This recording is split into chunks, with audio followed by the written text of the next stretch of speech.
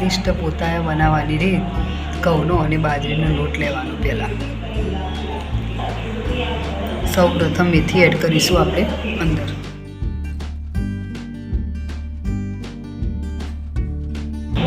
પછી કોથમીર એડ કરીશું.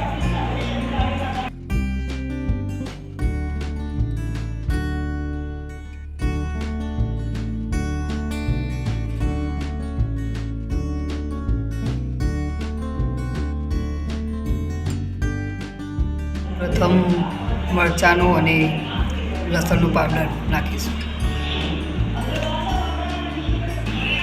પછી 2 ચમચી હળદર એડ કરીશું.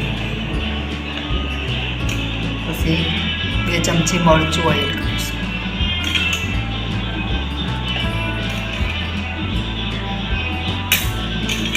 પછી અજમો પણ એડ કરીશું.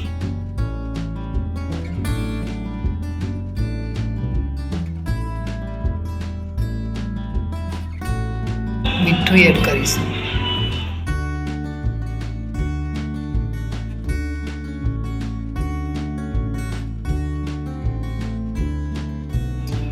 બે ચમચી ખાંડ એડ કરીશું.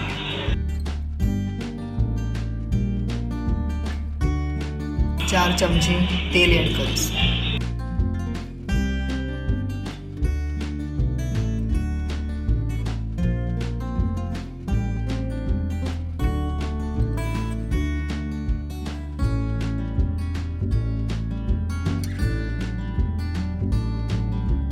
બે ચમચી તલ એડ કરીશું.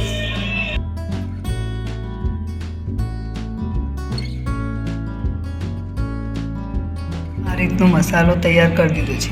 હવે તેને લોટ બાંધી દઈશું.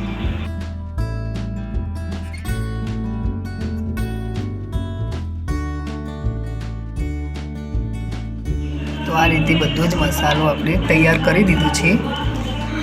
બસ આ જ રીતે આપણે પોતાયાનો લોટ બાંધી દઈશું. બધા મસાલા મિક્સ થઈ ગયા છે. હવે આપણે પાણી એડ કરીને લોટ બાંધી દઈશું.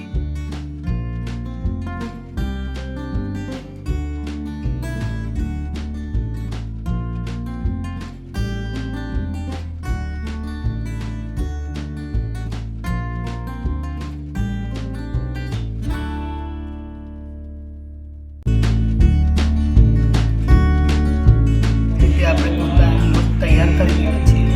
હવે નાના નાના ગુલ્લા બનાવીશું આમાંથી.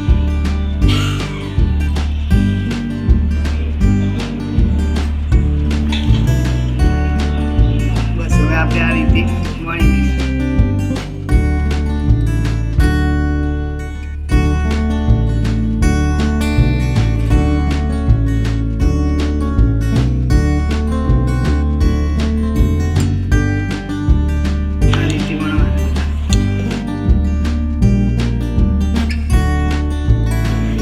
પતલા અને સોફ્ટ કરવાના. આ રીતે બસ આ રીતે આપણે સ્ટેપ બાય સ્ટેપ વણીને પછી આપણે સાથે બનાવીશું. બસ આ રીતે આપણે વણી લીધા છે. હવે એને ચડવી દઈશું. સૌ પ્રથમ આવી રીતે આપણે તવીમાં ગરમ કરીશું. પછી તેને તેલ લગાવીશું. આ રીતે આપણે તેલ લગાડી દેવાનું.